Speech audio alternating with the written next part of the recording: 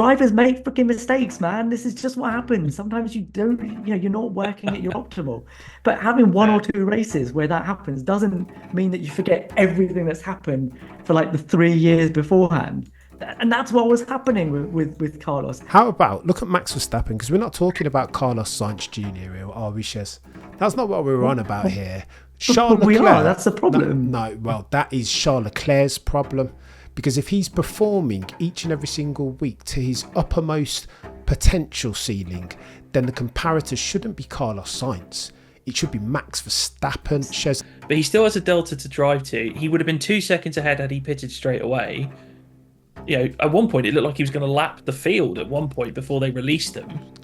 But you know, this is not a big issue. The original intention of safety car per Eccleston when he brought it out in 1994, RIP Ayrton Senna de Silva, was to make the racing sexy again, right? When it became a procession, if there was a crash, bring out the safety car, bunch back up the field, and you've got another race from square one. I don't think in 2024 we need that again, because we've got virtual safety car, and if it's that dangerous, red flag the bloody race. Am I missing something, chaps? I don't know. What say you, Baxty?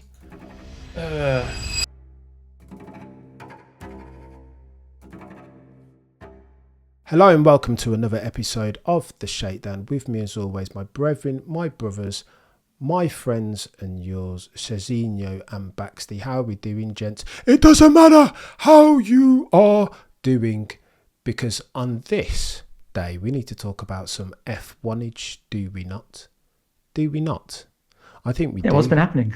Oh, mate, nothing much. Just the Miami Grand Prix, a safety car, a Lando Norris maiden victory, Oscar Piastri losing his mind, Lewis Hamilton driving a fast car for the first time season to date, just a couple bits and bobs. Mohammed Ben Sulayem thinking that he's Beyonce to Lando Norris's Kelly Rowland, just a few bits and bobs, but we will touch on them. Baxty, since you reacted to that, let's talk about MVS first, because I think we're aligned. Let's front load the agreement and back load the fighting. Baxty, talk to me about Mohammed Ben Sulayem, because I think you agree much like me that dude is doing too much at the moment as far as taking spotlight from the drivers or now. He's an absolute moron who just wants to be front and center all the time in front of the camera, and he's been accused of corruption left, right, and center. He's been in the position 2 and a bit years, and there's a reason why F1 don't trust him anymore. He just, yeah, it's all about the glamour for him and the publicity. Like, for all their faults, the previous two occupants, Jean Todt and Max Mosley, never got in front of a camera as much as MBS does. They get on with the job of letting the actual competitors be the stars, and they spoke up when they needed to. Like, if there was a big scandal, you best believe Max Mosley was there. Jean Todt was a little bit more hands off, but when they need to be the public face, they're there, whereas he's just there all the time and causing problems. How many resignations has it been now? We had another big one today. The CEO going. Just ridiculous. Ridiculous. I'm done with MBS. I have been for a long time. Just goodbye. Yeah, me and you both. Says chime in on this before I go scorched earth on everything MBS. Look, I take Baxter's point actually about Mosley and Jean Todt, because I think every FIA president has had their flaws, right?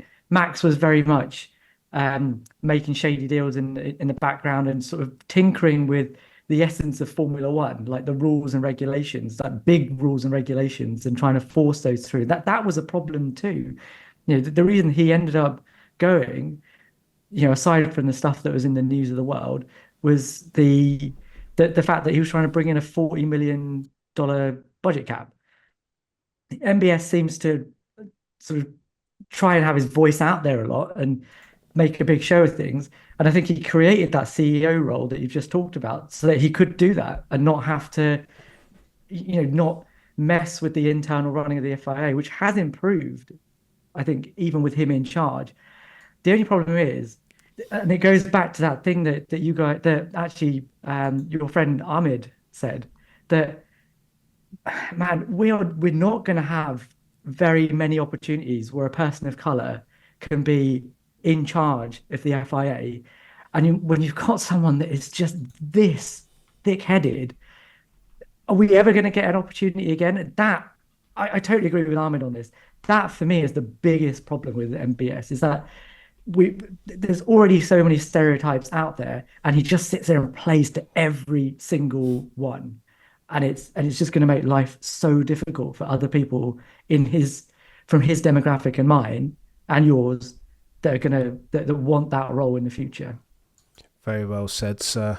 I wouldn't even make it that complicated, though, Shez. That douchebag, that dude is just an absolute cesspit of a human being. I've never in my life seen somebody whose role it should be to shy away from attention and be in the background, making sure that the competitive landscape is fair and true, and that the rules are sound and robust and instituted fairly and consistently. Somebody with that as the scope of their role do the Beyonce thing at every single juncture. Get out of your own way, MBS. It's absolutely not good enough. This one was meant to be Lando Norris's time. He was supposed to be front and centre. Why am I seeing you walk over the walkway with that chap to the podium, giving him some Zach Brown lecture as if somehow you were involved or instrumental in Lando Norris's maiden victory? Stop, MBS, injecting yourself into circumstances, sir, where you do not belong, as if you haven't got other bigger regulatory fires to fight. So it's not good enough at this point, gents, and I'm not surprised that people are leaving. Natalie Robin, CEO extraordinaire, employed to transform FIA and nail the key items, and again, because she's sick at her job, why would she want to be associated with that fella who is nothing of the sort? I don't blame them, and more people are going to leave, gents. More people will leave in All short we need to order. say about MBS is this. Go find that clip on YouTube of him driving the 2009 Renault and him binning it on a straight. He's a clown. I mean, yeah, he's giving Lando Norris a lecture. He's like, mate, the only time you got behind the wheel of an F1 car, you binned it on a He's an straight. absolute clown. Like, He's just. I'm sure he had a decent rally career. He Don't did. doubt He that. did. But, He did. This is but, true. but, Dude is just a clown. just because But he you had, know, go on. I mean, all I was going to say is that the problem here is one of appearance.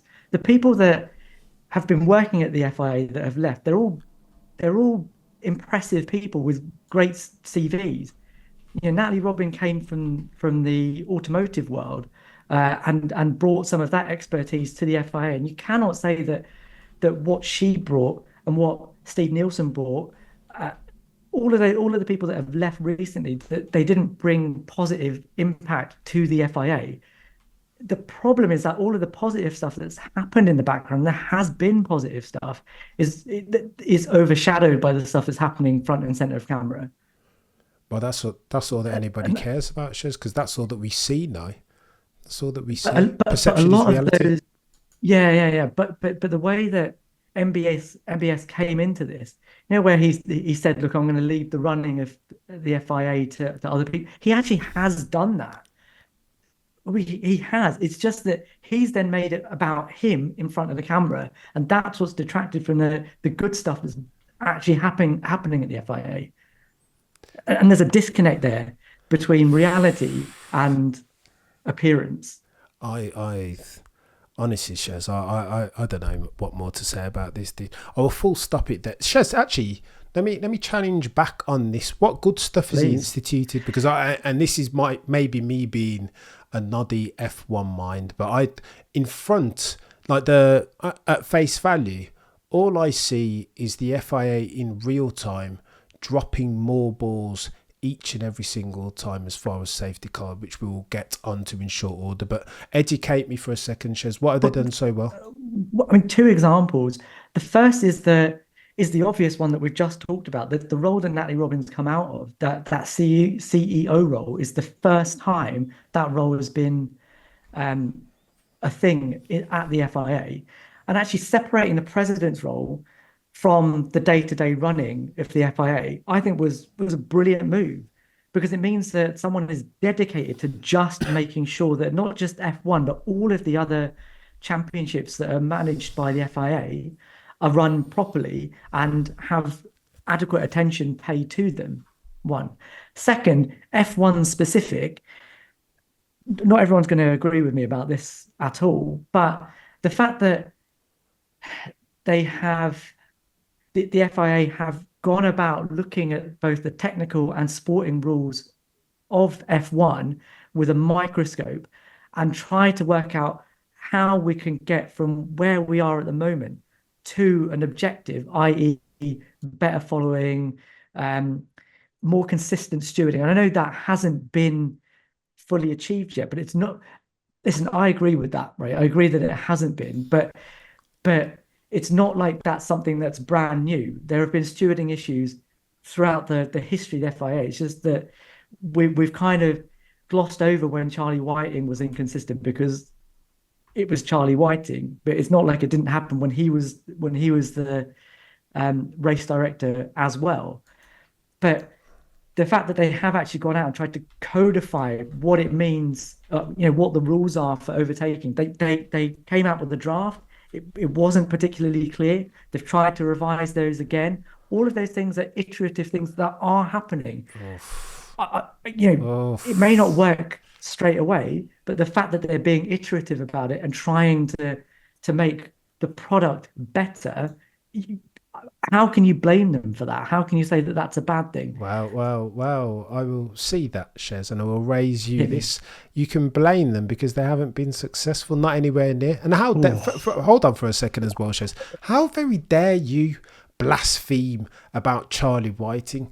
Go away, Shez. I'm not entertaining that. Charlie Whiting was perfect, was he? No, he wasn't perfect. No, he absolutely wasn't perfect. Spa 2008, that's all I need to say. No, fair play. Very much. Bang to rights, sir. Charlie wasn't perfect. But nobody's not going to tell me that he's not better than these clown show that we've got going on. Let's talk about this safety car, chaps, because I can't hold it in any longer. Listen, this safety car, the F1 world rejoiced, because I think we'd been suffering at the hands of the Max Verstappen domination. The paradox as far as Max is concerned, that he's been so good for so long that people are just turning off their TV. And we've talked about this ad infinitum. Then when Lando Norris had a new story and a new why or incentivization for F1 fans to get excited and watch the sport and revel in something new and a new plot line, and everybody loves Lando and he's so good looking and he's all that other good stuff. Okay, that's brilliant. Tick. Massive tick in the box of Liberty Media, and granted they've just announced their results and it's gangbusters, and Greg Maffei was there and he was super happy at the Miami Grand Prix, and Trump and everybody else, and rejoice. However, chaps, if we're going to put on our process spectacles, that's not the way the safety car is supposed to work. Now, I know, Baxty, I know that the rules state, for the avoidance of doubt, that they can deploy a safety car whenever, right? It's meant to be a safety car. So as soon as it needs to be deployed, then they deploy it. And whether it picks up first or second or third, whatever, they can sort that out. That detail is lost in the roundings. However, chaps, I think that's bill feathers, because in Abu Dhabi, as an example, had that safety car been deployed and just picked up Max Verstappen in second and Lewis been allowed to go around the track, gap Max Verstappen anywhere to the tune of an incremental 20 seconds, which facilitated him to go and get a free pit stop, the world would have been in outrage. So why now, just then, Baxty, because it was Lando Norris and the story was good and the viewing figures were up, just because of all of the aforementioned, we can't hide our gaze from the process ineptitude, surely, Baxty? But Lando would have pitted anyway.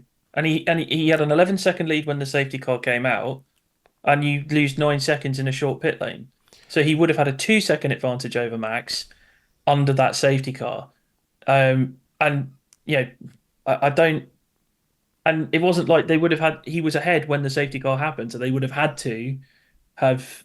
Well, no, because if he pitted, he would have come out wherever. But the simple fact is that he had enough of a lead to still come out in front. If he pitted straight away, He didn't pit straight away, and that's where the confusion comes in. He still has a delta to drive to. I don't see why. Yeah, he got lucky. Yes, I'm not going to dispute that. But he still has a delta to drive to. He would have been 2 seconds ahead had he pitted straight away.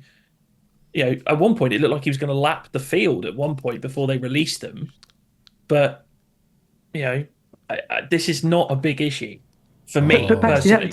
Baxi, that was the problem there, wasn't it? Because he didn't pit because he'd missed the pit entry when the safety car was deployed, which means that he was already at the pit exit when Mylander came out. So actually, what should have happened is Bert Mylander should have immediately picked him up. Everyone else should have caught up. He would have had to do another lap and then come in, and then he would have come out sixth or seventh.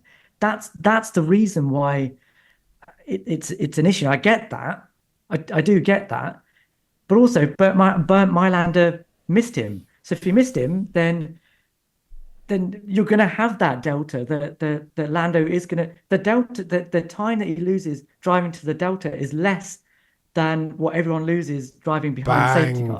And right? That's the issue. But Shez, there is an easy fix to that, right? Because the virtual safety car delta is they can fix well, it's supposed to be the same, but before the safety car popped out, Lando's delta, the difference between Verstappen and Lando was 11 seconds. Afterwards, it was 30.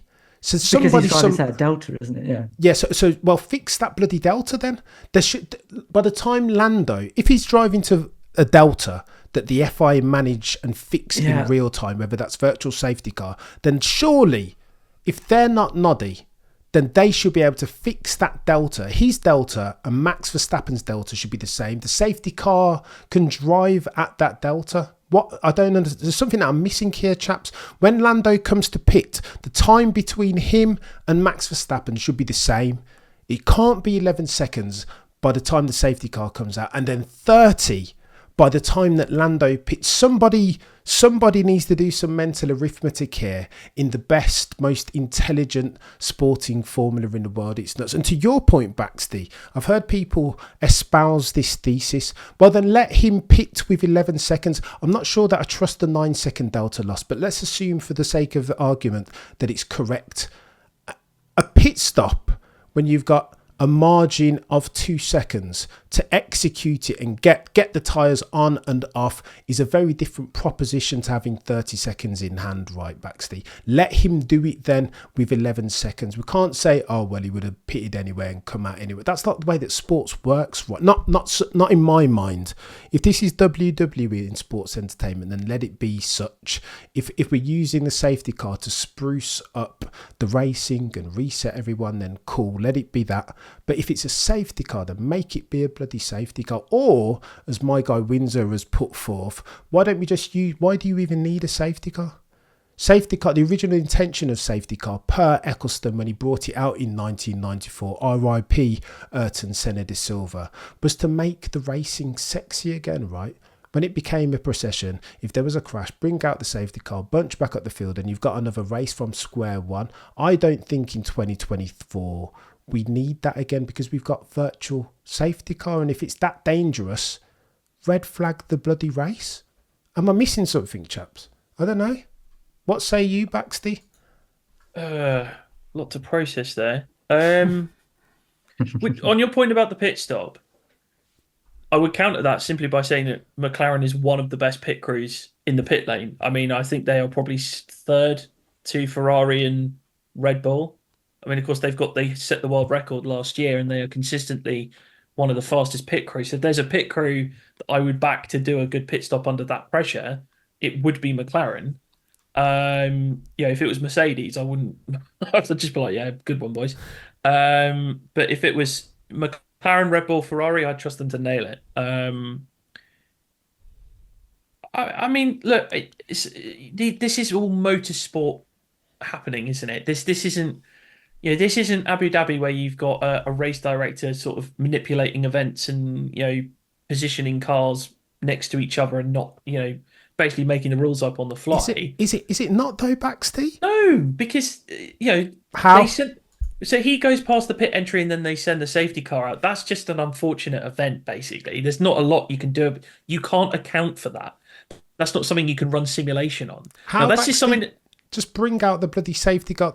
Like I said originally, right at the outset, if it takes Bert Mailander 30 seconds to jump in the car and get to the end of the pit lane, then when Lando's 40 seconds away from the pit lane, then you need to send it. I just don't understand. Am I oversimplifying here? I know that they came out and said they told Racing 365 News that they made the decision late, and that's ultimately why they fumbled. But then now that this raises a wider point though, because they are very slow at throwing safety cars. Like you see incidents happen, and you're like, well, that's a VSC or that's a safety car, and then you're sat there for like half a lap to a lap. Unbelievable. Charlie or even Mazzy would have just been like, right, throw safety car. Whereas Vitic just seems to be like, do I throw a safety car? Do I throw a virtual safety car? What should I do here? Let's throw a safety car. By which point, it does have a material impact on the race. But this was just a freak circumstance where they've delayed a decision, and but it's not like they've gone, oh yeah, let's spice things up. It's just a confluence of events coming together to cause an outcome. So I don't think that this is some kind of major screw up. I think it's just a series of events that no one could have anticipated happening, because obviously you can never predict, Kevin Magnussen punting, Logan Sargent off the road. That's fair. That portion is fair. That's act of the gods, right? But then if you're Oscar Piastri and Carlos Sainz, have you guys seen the transcript of Piastri? I've never even heard that fella swear. He's like stoicism personified each and every single time in the most adverse of circumstances. Mates, F-bombs, get safety car out the way. He can't believe it, right? Because he feels like he's been screwed out of a potential race victory, and or at least a podium at the very least. And I think he's right, chaps. Safety car for me now, Baxter, just represents, like, you may as well call it like sports entertainment. But we've seen it. We've seen it happen before. Nonsense. I mean, Carlos got screwed by the safety car in Monza 2020. 100%. Yeah. It was the red flag. He got screwed by the red flag, should I say? But we do see. I mean, Lewis has lost race wins on safety cars. Melbourne 2018. Sebastian Vettel gets a cheap pit stop, and that loses Lewis the race, and the same, he's lost, I think, a race in Monaco, something similar as well.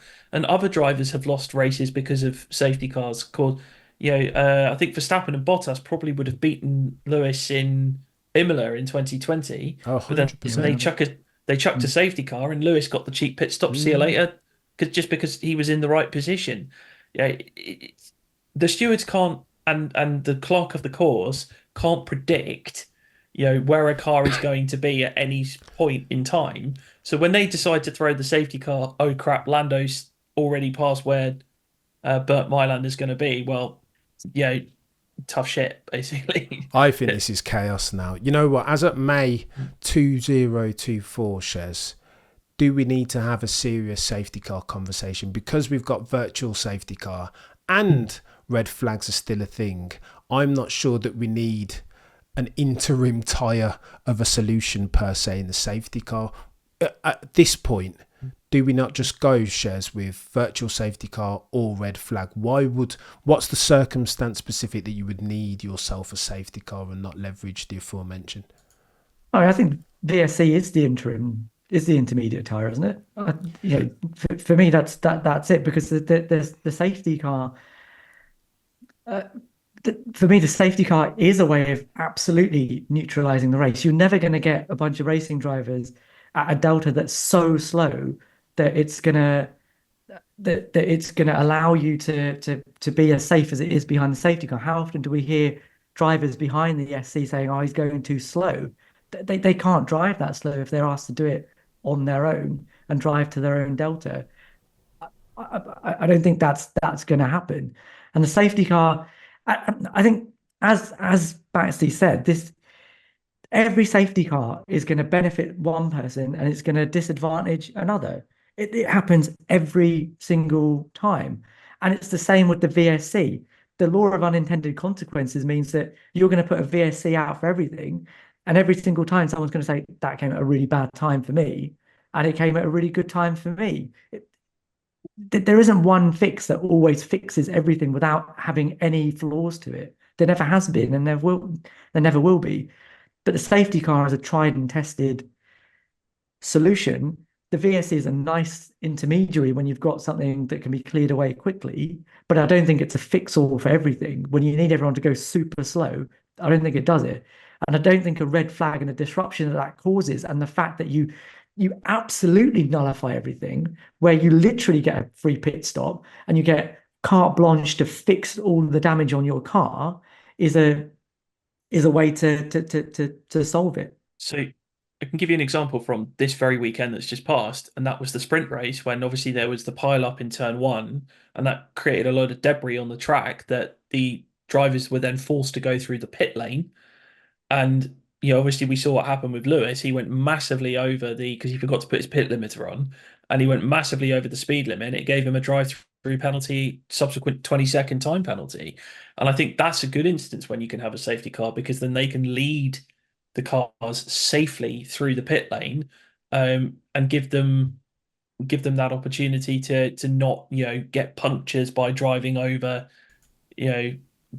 stuff. And I think I agree with Shez. I think the VSC is a good intermediary. I think it kind of, if it's a minor accident that they can get away cleared quickly, it's of least disruption to the drivers. Whereas if you've got an accident like the one you had with Sargent and Magnussen that needed a bit more time, partly because the barriers were damaged as well, but could be fixed in a way that didn't need a red flag, then you've got to give them the time, and for safety, give them the opportunity to fix it and get the car off track as well. Because if they were doing a VSC and maybe somebody's tires get cold and they slide off, they could drive into Sargent's car. Unlikely, but giving a worst case scenario here, and that's I feel like you've got two good options there, and the red flag should only really be thrown in the most severe of circumstances. If there's a compromised barrier that needs fixing, throw the red flag. If the car is in bits all across the track and there's just no safe way of getting them through it, throw the red flag. Give them the time to clear it up. But I think the way they've got it right now works really well. And I think Shez nailed it again when he said somebody's going to benefit and somebody's going to be disadvantaged. I mean, how many times have we seen Lewis get screwed by a safety car in the last few years? He's always been in a half decent position, and then the safety car comes out and like end of his race. That's just racing, man. That's just part and parcel of racing.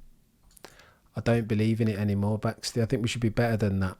Safety car isn't the only solve anymore. Now we've got too much bloody technology, and the FIA have VSC. I think safety car should people be. Will still benefit from that and not. That's from, the thing. From the VSC. Yes. Yeah, 100%, bro. But it's not as. It's extents, isn't it? It's different in extents, not kinds now. And I just think safety car, I don't know, chaps. Especially, or how about this? You know what? As an interim, as a compromise, lest we be doomed to talk about safety car for another 60 minutes.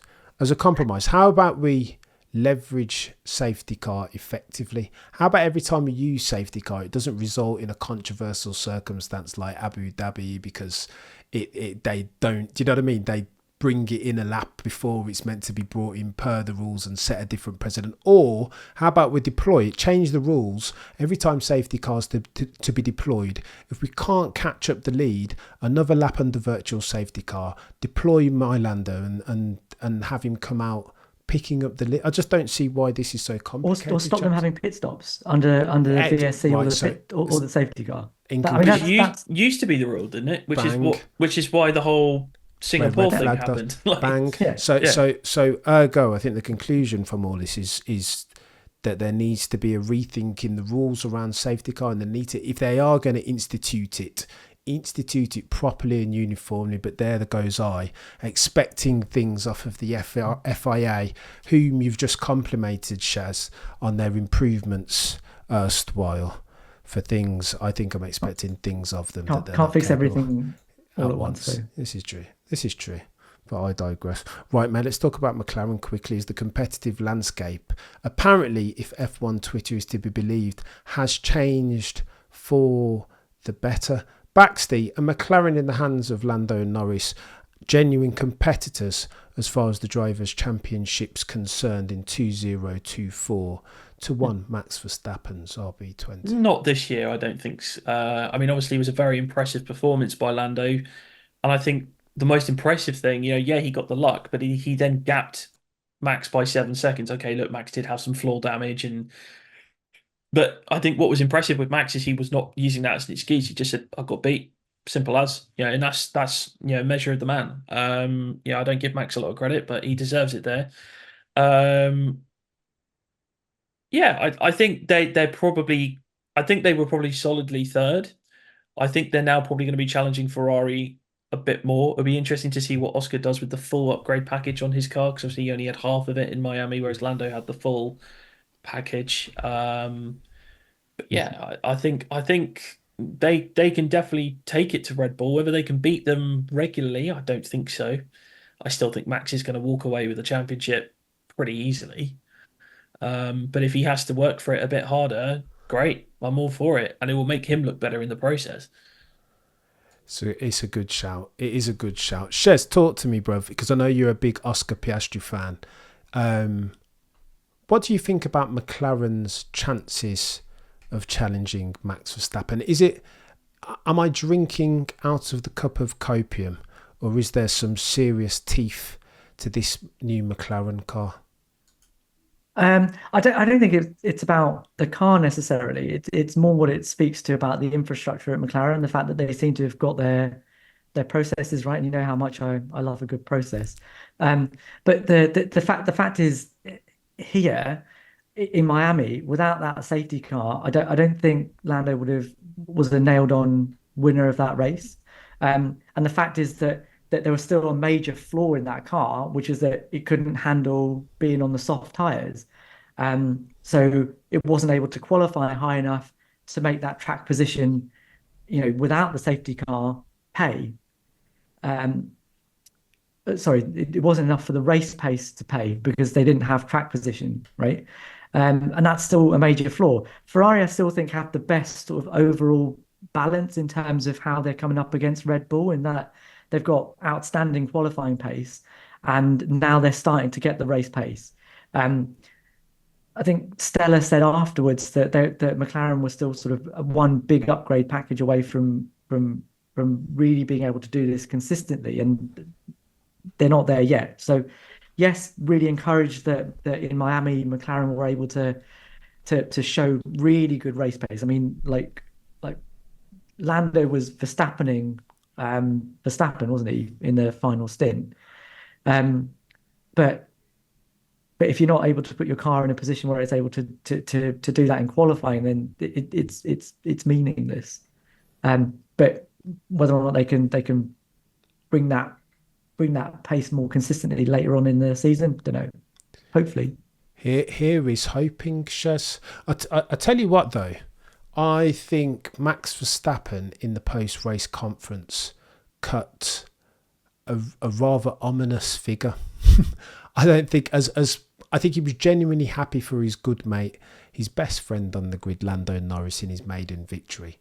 But I've said this much to the consternation of Max Verstappen fans around the world, that I think Max was more churlish than usual. You heard him crack the joke about ifs, buts and maybes when they asked him whether he could have got it done but for the safety car, and he said something, well, if my mum had balls, then she'd be my dad. I was like, oof, Max Verstappen, why so cruel, mate? I don't think Max was happy, I think normalised for that big bloody hole in his Venturi tunnels, I think he might still have made Lando Norris's time very difficult. And I think at the next Grand Prix being Imola, that we might see a hell hath no fury like a woman scorned type Max Verstappen. I think he's going to want revenge, chaps.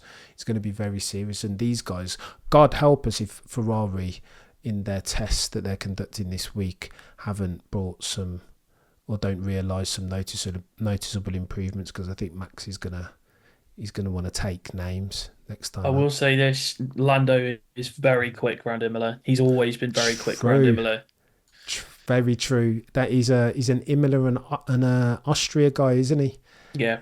He will be quick. Imagine if he defeats Max Verstappen again. Oh, the humanity. You'd love to see it. Chaps, you would love to see it. Talk to me about Ferrari, Shez, and your boy Charles finally doing something, although he was parked up in, was it FP1? Oh, Did great. he stacked it still? Do you mean a non-points paying non-competitive session? Shez, He stacked it. Oh dear. Stop What a making big deal. it. No, it wouldn't be an F1 race weekend, Shez, without Charles Leclerc stacking it somewhere. The optics aren't good, chap. Yeah, but he's being smarter about it now. He's not doing it in qualifying. He's doing it when it doesn't matter. So, that's progress. Mate, No? on the anniversary of Gilles Villeneuve's death, that dude reminds me so much of Gilles. He's still in May Take of that as a compliment. 2024. True, and also it's not like Gilles, bless him, R.I.P. Gilles. It's not like Gilles didn't have deficiencies, right?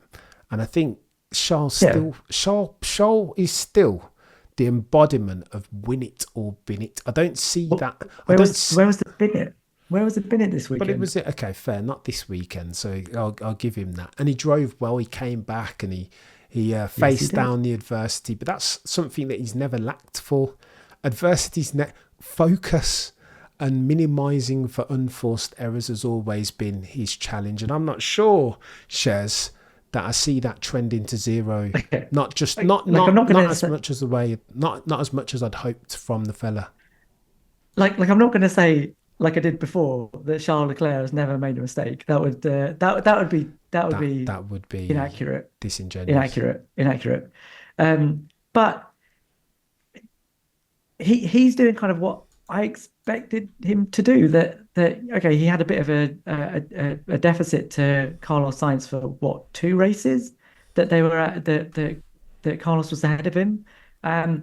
And then from China, he's worked at the problem that he's had in qualifying with the tire prep, beat Carlos by a little bit in China, did the same thing here.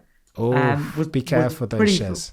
Be careful around Miami, but for a Checo Perez who clearly gotten too excited and thought he was on F1 2024. I'm talking about qualifying. Okay, talking about qualifying, right? Because that's the thing that he's famed for, and he was starting to fall back a little bit for 2 races. He's brought that back again, and I agree that he got lucky at turn 1, but actually his pace on hard tires in the second stint was pretty impressive, I thought. And actually the contention that he should have given way for Carlos, the fact that Carlos was struggling to get past Oscar Piastri before they made their pit stops, makes me think that there was no guarantee that if he'd been let through that he was suddenly going to waltz straight past the McLaren. So fair. So I can't see a major hole in Charles' performance this weekend. Baxty. Well, you want to talk about Ferrari drivers and holes in their weekends? Let's talk about Carlos Sainz. Thank you. Go on. Let's talk about him parking it on the apex and destroying Oscar Piastri's front wing when he's going for an overtake. Yes. Now he was hot-headed because Oscar had run him off the road, but a la the Max Verstappen rule, you can do that now. So yeah, he ran him off track. The stewards are like, well, we let Max do it, so kind of have to just let that one past. And I'm talking about 2019 or 2021 here. And he got hot-headed. He goes for a move. He locks up. He parks it on the apex, and Oscar's race is ruined. And then he gets a 5-second penalty after the race, which cost him 1 place. But Carlos, no. And then getting all hot-headed on the radio saying, tell him to give me back the place and he won't get a penalty. Just tell him. It's like, well, first of all, that's not your decision to make, Carlos. Like, you made it, okay, he forced you off the track. But, yeah, that was poor racecraft there. And if we're talking about mistakes, that's 2 races in a row, right, where he's made a major error in a competitive session. Yeah. Like, and Cameron, genuinely, I don't want to do this. Like, I don't want to do the tit for tat, Charles hasn't done this, therefore Carlos has done that. I'm being forced into it because drivers make freaking mistakes, man. This is just what happens. Sometimes you don't, you're not working at your optimal. But having 1 or 2 races where that happens doesn't mean that you forget everything that's happened for like the 3 years beforehand. And that's what was happening with Carlos. And that's why everyone suddenly comes back and goes, look, this is the Carlos that I remember. Just there needs to be a little bit of calming down of the recency bias, right? Having one race where one driver wins something, Lando winning the Miami Grand Prix doesn't suddenly mean that he is a championship challenger and he's washed the next race because he didn't win. There has to be context taken into every argument, and that's where this is lacking, I think. One swallow does not a summer maketh, and I agree with you, Shez.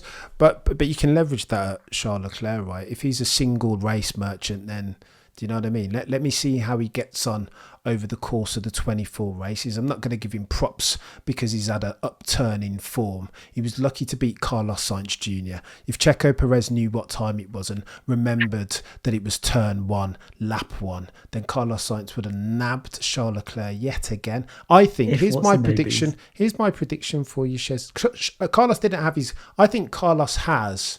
I've long said that those Ferrari drivers almost want to combine their characteristics, right?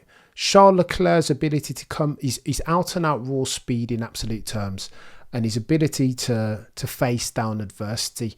If Carlos could steal those, and if Charles could steal Carlos's brain, both inside and outside the car, and his ability to work his way through a race and package up a championship, I think you'd have the perfect driver. However, Shez, I will say this for the avoidance of doubt. I'm not going to give it a recency bias is a thing. So too is availability heuristic, but I'm not going to give Charles Leclerc props for doing what he's been doing over the past 3 years, which is putting together one race. Let me see that dude over the course of 24 races, because he will make mistakes. That won't be the last time that do a race weekend, Charles, sans mistakes. Put together a couple. How about look at Max Verstappen, because we're not talking about Carlos Sainz Jr. here, are we, Shez? That's not what we're on about here. Charles Leclerc, we are. That's the problem. No, well, that is Charles Leclerc's problem, because if he's performing each and every single week to his uppermost potential ceiling, then the comparator shouldn't be Carlos Sainz. It should be Max Verstappen. Shez. Now, I know you normalise that equation for the car, of course, but yet and still the dude, for the avoidance of doubt, still makes too many mistakes, Shez, and it's not good. For who you think he is and who he can be, he still makes far too many bloody mistakes, Shez, is the point. Cam, I would argue that actually that is starting to switch. And of that combining, what would you rather have? Pace or this sort of nebulous nous thing? But bruv, you do Charles a disservice by even couching the argument in those terms. Why is it either or? To win a championship, Shez, we know that you need both. I was listening to, let me give you this very quickly before you come back. I was listening to friend of the channel, Matt Bishop's podcast, God Tier, and Colossally That's History, the third part of the Senna series. And he said he was comparing Senna and Prost, and I thought he doesn't miss a beat, does he, with his verbiage, Mr. Bishop? And he said Senna was the quickest driver that I've ever seen. He was quicker than Prost. Some people would argue Prost was better, but Senna was quicker. And I think that encapsulates everything that I'm saying to you as far as Charles Leclerc is concerned. He is rapid. No one can take that away from him. But what about these other things, Shez? I want to see progress in ticking off these unforced errors. Trend those to zero, chap, because if not, you're doomed to get destroyed by Max Verstappen, as he has done erstwhile. Shez, true or false? Yeah. Okay. Number one, Senna with that unbelievable pace won 3 world titles. I'm just going to put that out there. Second is that actually Charles going on trend, is actually doing that. The Japan race, where he didn't qualify as well as he should have, but actually in the race, that was, he showed something that everyone said he couldn't do. He showed great tire management, and he was talking to the pit wall about about doing what he wanted to do. And again, he replicated that again in China, and he's done it again in Miami. It was very much a case of, look, I know I'm not going to get past Oscar at the moment. I'm going to go as hard as I possibly can. As soon as he's out of the way, I'll unleash some pace. He did it. And then when he had the hard tire in the second stint, okay, he didn't have the pace that the McLaren, the Red Bull did on that tire in that stint. I think with track position, if Lando had come out, as you said, with the safety car further back down the pack, I think that would have been a comfortable second. As it was a comfortable third. He did absolutely what the car was able to do, both in qualifying and in the race. You can't ask for more from a Formula One driver, I don't think. I can, Shez, of Charles Leclerc. Again, when you say things like that of Charles Leclerc, if you're talking about Pierre Gasly as an example, Shez, I will let you off with that. But when you're talking about Charles Leclerc, a man of his talents ostensibly, I feel like you do him a disservice. Right? What do you want him to do? Because he's got this talent, bruv. He's supposed to be doing Singapore 2018 settings, Lewis Hamilton. That's the level. That's how highly I think both you and me rate this dude. So for you to say, well, he's just driving the car to its foot, like, I don't. Stop making the mistakes, Charles. His lap in qualifying was like that, though. Like, he was, like, if you look at the delta against Max for the majority of that lap, he was ahead, in a Ferrari. So it's not like he's not able to get the most out of that car. And you can't outperform the car. Physics doesn't work like that. That's not a thing. But getting the absolute most out of everything that car can give you is what he is doing. And what he showed you in the race was there was no more that car could do.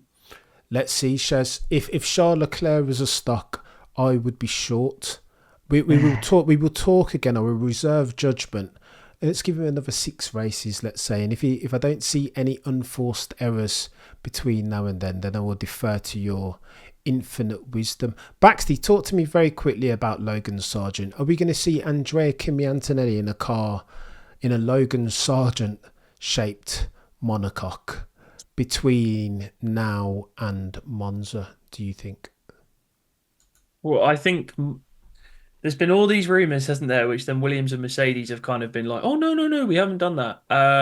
Critically, though, the caveat was always before, but by Imola. That's what Toto and James said, right? It wasn't like ever. It was... No, I think... I don't know. It wouldn't surprise me if they waited until Monza so they don't have to really go through with this process, and I think they might want to give Kimi a bit more time in F2. Yeah, I think if he scores a podium in F2, or a win even, then they might go, right, let's get him in the car. Yeah, but because I think the window on getting Max Verstappen into a Mercedes is closing, even with the news that Adrian Newey is leaving. I just don't see it happening. And I think possibly Kimi is now the option for them to go alongside George. And you want to, if they've got an opportunity to give him race time and got the opportunity to get him behind F1 machinery, current F1 machinery, you've got to take that chance. And if Williams are happy to do it, then all power to them. I think Logan was having a good race up until what happened. I don't see the accident as being his fault. I know people have blamed him for not seeing Kevin, but Kevin probably shouldn't have stuck his car in where he did. And you could hear the devastation in Logan's voice on the radio, it doesn't matter if you're a fan of his or not. It was quite heartbreaking to hear because he probably felt that maybe that was his career done. I hope he gets another couple of races, but I think, inevitably we'll see him probably post Monaco, I would say, because they're not going to chuck him in at Monaco. That would be ridiculous. Maybe Barcelona, they might bring him in, but we'll have to see. But yeah, it's not looking good for him. He's got to score points, basically, I think, because Albon had a bit of a stinker this weekend and has been on a bit of a downtrend of form for the last couple of races, and yet Logan can't really take advantage of that. So perhaps now is the time to try and get a better test, not just for Alex, but for the team as well. Oof. I don't hate that. And Shez, just before we go, I was going to ask you to put some respect on Mercedes' name because Lewis Hamilton, apparently, some said, had a decent car underneath him. But sadly, Shez, we've run out of time, chap, so we're going to have to postpone that. No, go on, Shez. Talk to me about Mercedes super quickly, bro. Yeah, they were all right, weren't they? Again, qualifying was a bit of a problem as usual, um, but Lewis was dynamite on the mediums at the Fourth fastest machine on track for a while yeah, there. yeah, yeah. But Checo was a nice roadblock for pretty much everyone trying to get to the front in whichever stint he was in. Yeah. Um, but it was a shame actually because you talked about Miami being a bit of a rubbish track, didn't you? And I think I argued with you about that a little bit, but It it is turned rubbish, out though, that Shez. yeah, I mean yeah, that was a problem. I thought Dodgy. there would be better overtaking opportunities, but even cars that had a quicker delta just weren't able to get past. They had to make really unorthodox moves into corners where they shouldn't have been having The to pass. Oscar So they, Piastri one. Have you seen the one from the end of the race on Zhou Guan Yu? Mate, He yeah, levels. sends it from But about 5 postcodes but back. Death yeah, Trap nearly. it's the only way to do Yeah. it. Only way to do it, Yeah. wasn't it? Because But Death Trap, that was very close. Yeah. yeah, Oh, because Zhou is going, oh, I'm going to make the call. Oh, crap, there's a McLaren there. Yeah, yeah. Yeah. Right. Death Trap. And we haven't even spoken about K-Mag's horrible driving in the sprint race when he was just like, I'm going to push Lewis off at every opportunity and then hit him. And I'm going, it's and pretty I don't like driving pretty like bad. this. That, So, I mean, sunk there's cost. no wonder he is now 2 points off a race ban. Mate, he's a man of yesteryear.